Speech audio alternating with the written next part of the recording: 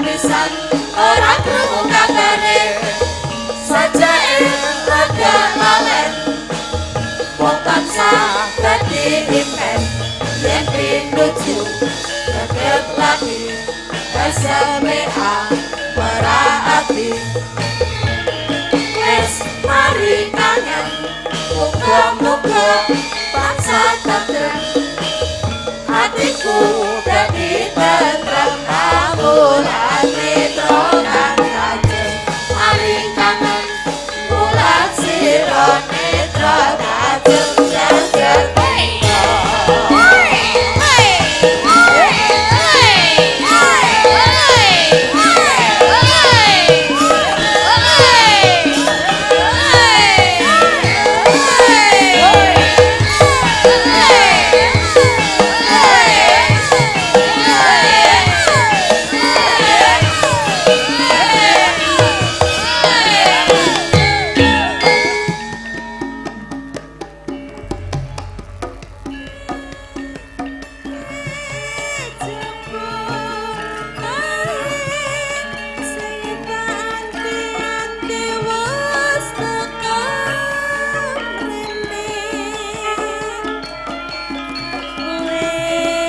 rada suwe babar pisan ora krungu kabare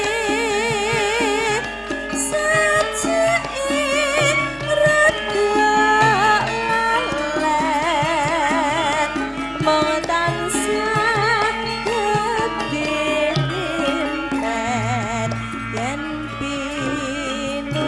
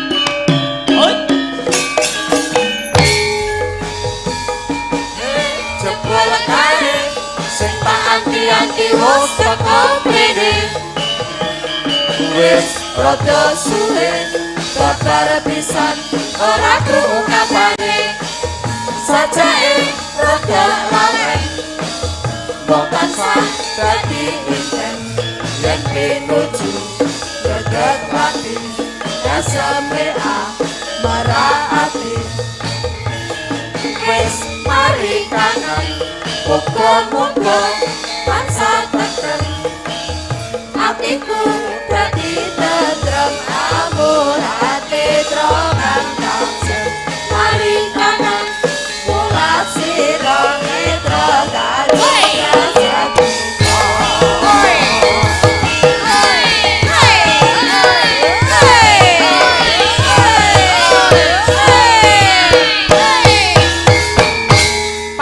malam hari ini juga disiarkan langsung ngono.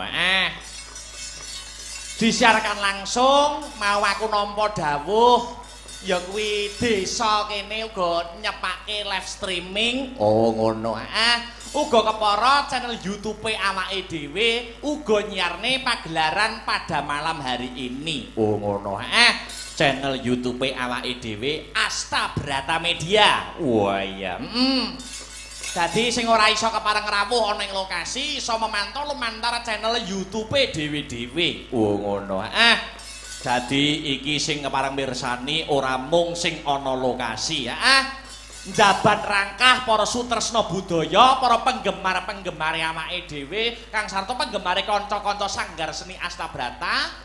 Uga ikut memantau lan melu ndongake para warga masyarakat ana ing Desa Sumberjo kang bengi iki ngadani adicara bersih desa. Wah iya ya Mak. Alhamdulillah wa syukurillah bombong kaworan bunga awake dhewe ditresnani karo para warga masyarakat ora mung kang mapan ana Sumberjo Sanan Kulon kepara masyarakat Blitar. Masyarakat Blitar alhamdulillah sithik mboko sithik awake dhewe mlebu nang wilayah Blitar. Iki uga apa meneh sasi-sasi iki awake dhewe jadwal ya wis saya padhet Oh ngono. Bubar bengi iki sesuk ya wis ning Nganjuk. Oh ngono. Ning Kenep Loceret sesuke meneh ya ning Nganjuk meneh. Oh ngono. Ana ning Talun Rejoso. Dadi sing baku seniman kuwi berkarya sing saapi-apike supaya ketompo karo para warga masyarakat. Mergo seniman ki yen wis ketompo iso ditresnani karo para warga masyarakat. Oh ngono. Nek wis ketompo akeh sing tresna kari nari kat ning awake dhewe. Ragane iki kuwat ora? Oh iya. Mula kesehatane penting kanggo kanca-kanca Asta Brata. Iya dijogo kesehatane. Ora mung ngombe vitamin lah ya sing penting bise waras nih sehat lah ya iya ya mak ngestokke dawuh alhamdulillah Sumberjo no wah ya asma kinarya japa jenenge desa Sumberjo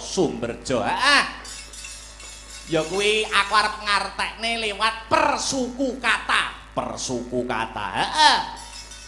Sumberjo sing pertama sum ya kuwi sumbang sambang sambung ora ditinggalke karo para warga masyarakat ing laladan Sumberjo. Sumbang ya kuwi sedakoe ora keri, sambang ya kuwi tali silaturahmine tansah diraketake, sambung nyambung seduluran ing antarane awake dhewe saka Nganjuk kang sarta sedulur-sedulur kang mapan ana ing Desa Sumberjo. Oh ya.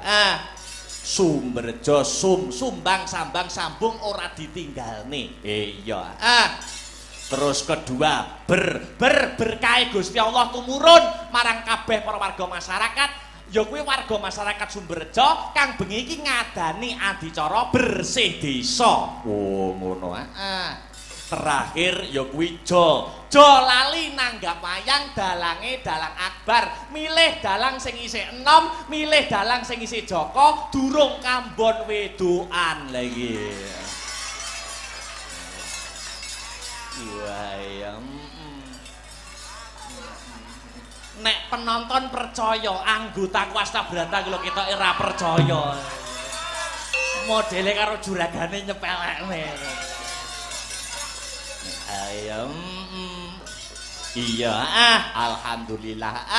Agamane ora keri, budayane tansah diuri-uri. Ora mung diuri-uri, ning uga diurip-urip. Apa ana bedane? Beda nek diuri-uri. Nek diuri-uri kuwi seneng karo budayane, seneng karo wayang, seneng karo jaranan, seneng karo campur sari. Kuwi jenenge nguri-nguri. Nek ngurip-urip, gelem nanggap. Lah gila.